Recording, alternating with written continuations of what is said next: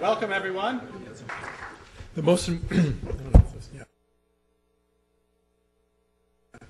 important reason to fund this conference was so that we could all get to play with Sandy's toys.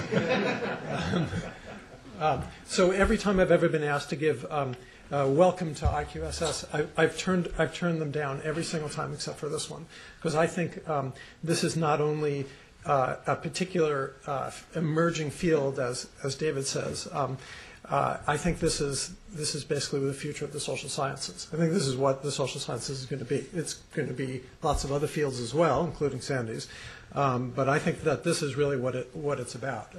So welcome to IQSS, and welcome to Harvard, and welcome to America, and anywhere else you'd like to be welcome to. I think it's our job to preach to the choir. Thank you for arriving.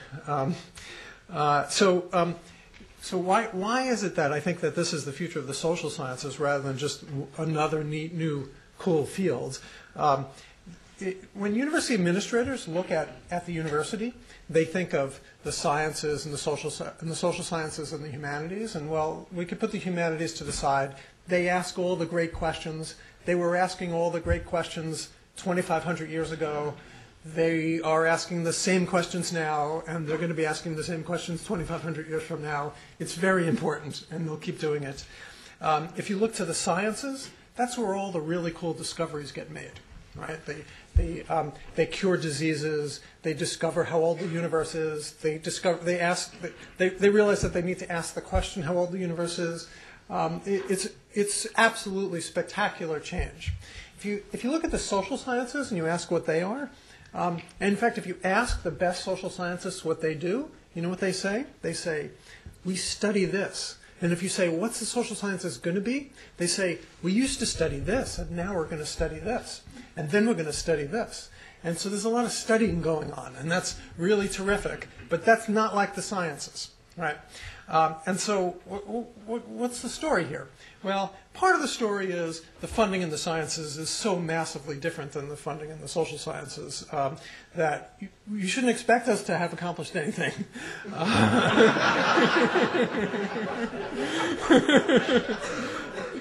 And so the next logical question is, okay, so if we gave you some more money, why would it be any different? Why wouldn't you just be studying some more things?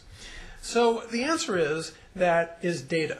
Right? The amount of information that we are getting and are about to get on the social and political and economic worlds is massively changing.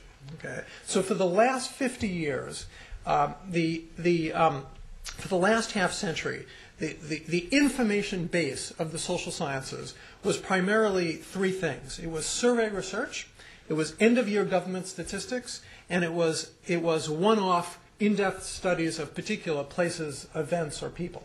Okay? About half of the quantitative work done in fact, half of the quantitative work done in political science, to pick one example, is survey research. Okay? Now, that's probably the most important methodological innovation in measuring human beings in the last century, certainly.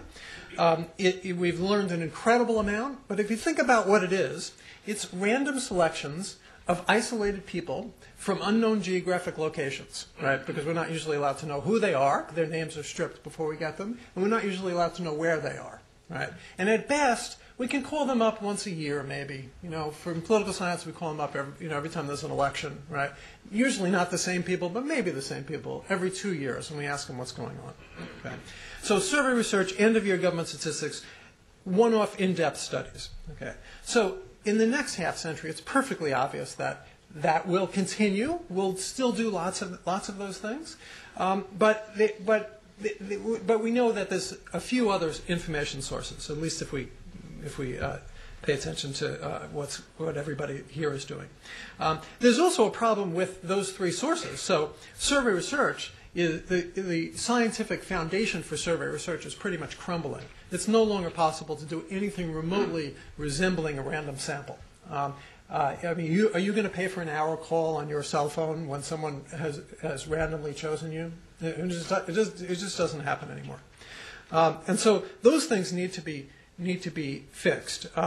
End-of-year aggregate government statistics or end-of-period government statistics, they're great. There's an enormous amount of data, but in a lot of places they have dubious validity, intentionally crippled resolution, political constraints on what kind of information can be provided. So where are we going? So let me give you a summary. I'm happy that I'm in the group that's going first, because I hope this will be obvious later on. The information base is just going to completely change. So we're going to have, for example, continuous time information on almost everything. We're going to have text sources. So I have a project right now where in the building across the street, we're downloading all English language blog posts every day in continuous time. And you know what? Once you figured out it was hard to figure out how to do it, but once we figured out how to do it, it's not that big a deal. I mean, it doesn't even take that much in the way of computer resources. There's 100 million blogs worldwide, right? They don't all write all the time. And it's true, no one's reading them. But in any event, there is a characteristic of human beings that they like to express themselves, even if nobody's paying attention. Even if people are reading the nice reading material they gave so that you could read while I was speaking. But people like to express themselves, and this new technology of blogs has made it possible to capture that instinct of people and let them express themselves. And for researchers, it's all there on the web. So that's just one little thing. Okay. In addition, of course, there's speeches by politicians. There's government reports. There's an enormous amount of information on the web. If you take electoral activity as a second category. So it used to be we would get who would win and how many votes they would get. So now we get ballot images. So for each person, we don't know who the person is, but we know the string of votes they made on the 20 different offices and referenda they voted for. We have precinct-level election results, geographically pegged, of course. We have individual-level registration. We have primary participation. We have campaign contribution data.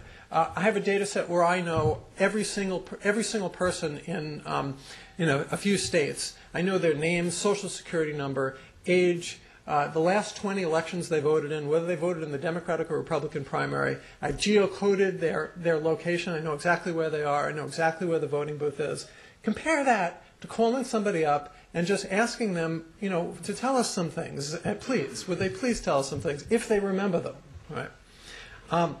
There's commercial activity, right? So I was in Iceland 3 years ago and bought something at a gas station, and within 30 seconds, my credit card company calls me to ask me whether it was really me, right, on my cell phone, right? They have that information. We need that information, okay? Okay? There's geographic location, which Sandy showed you these really cool things, cell phones, fast lane transponders, things like that. There's health information. They hold on to it most tightly, but there's digital medical records, hospital admittances. I like that in cell phones now, not only are there GPS receivers and other kinds of location information, but they're putting accelerometers into the phone, right? And the application is so you can play tic-tac-toe with your hand, right? That's a good application, okay? But we have plenty of people who are trying to measure exercise, right? So you measure exercise, you ask people, well, how many times were you on the treadmill last week? If they tell you, if they know, if they can possibly quantify how hard they were working on the treadmill, that's not most of the exercise they were doing. It's whether they're sitting still or they're jumping up and down like I'm doing now. Right? But if we can track exactly how much movement they have without having to ask them any questions, that's a tremendous. That can be a tremendous contribution. Then we have the biological sciences, which are becoming essentially part of the social sciences, right? What are they doing? They are tremendous data collection machines, right? And the unit of analysis is effectively becoming the person, right? They have not too many people, and they have 3 billion base pairs, and that's only genomics. And then they have proteomics and metabolomics and all kinds of other omics, and brain imaging and all kinds of things. They're person-level analysis, which is essentially social science. That's sort of what we do. That doesn't include satellite imagery, where we can measure all kinds of things.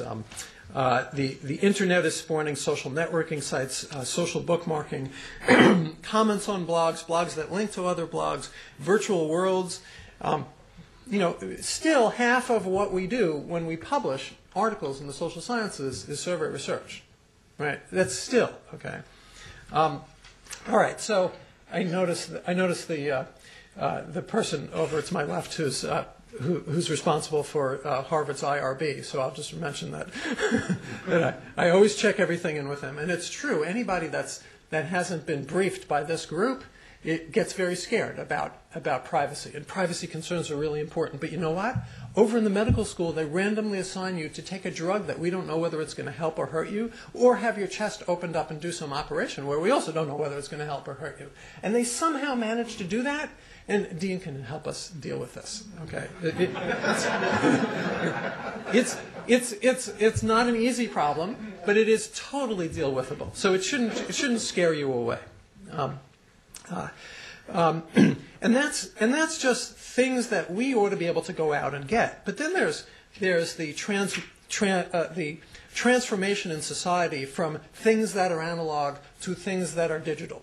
And when those things become digital, it just turns out that they also spew out data. Okay, not only do they make it possible to make things lighter and easier to carry and more efficient, and they do cooler things, and therefore you'll pay more money for them, and we can extract more money from you and stuff like that.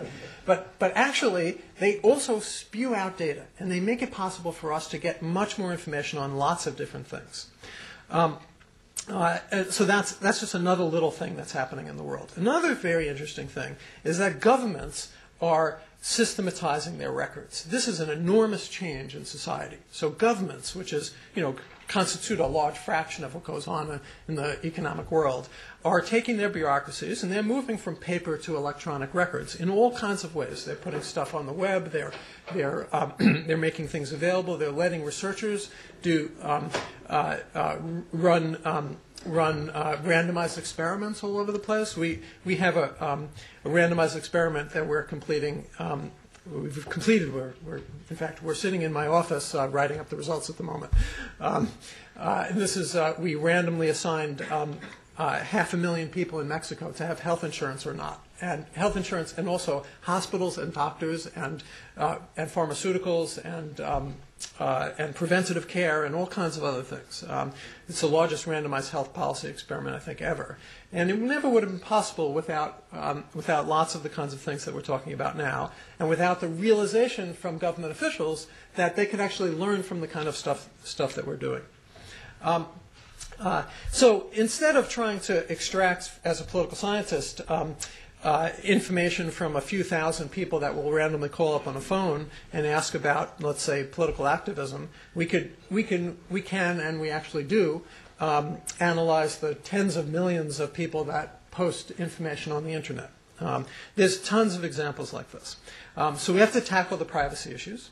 We have to tackle the informatics challenges, because if you download the data one way, it's not, if the idea about how you get all this in all the blogs, just to take an example, is, well, you get a list of all the blogs. Okay, now you can't do that, but let's suppose you could, and then you just write a loop, right? Go to the first site, get the information, put it in the database. Go to the second site, right? Send out a request, get the info. If you did that, it would take forever to get even the first list, right? Because when you click on something, it takes a while. So there's all kinds of stuff that, as social scientists, we don't know how to do. We're not computer scientists, right? So we have to figure out. Well, okay, so there's 10 million things in this list. So actually, it turns out you can send out a million at a time, and then you can create all these threats. And so we have to learn about all this stuff from these other fields. Then there's our field. Or my field, which is statistical methods.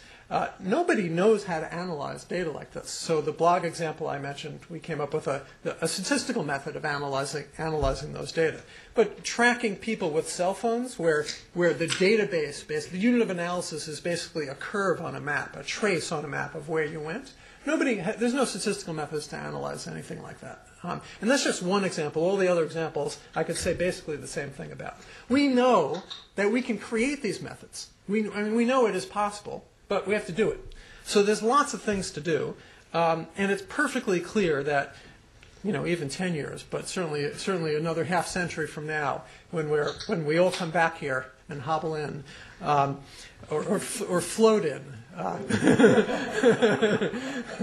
that the moment in history that's defined by roughly now, it is an enormous change in the way social scientists go about doing their work.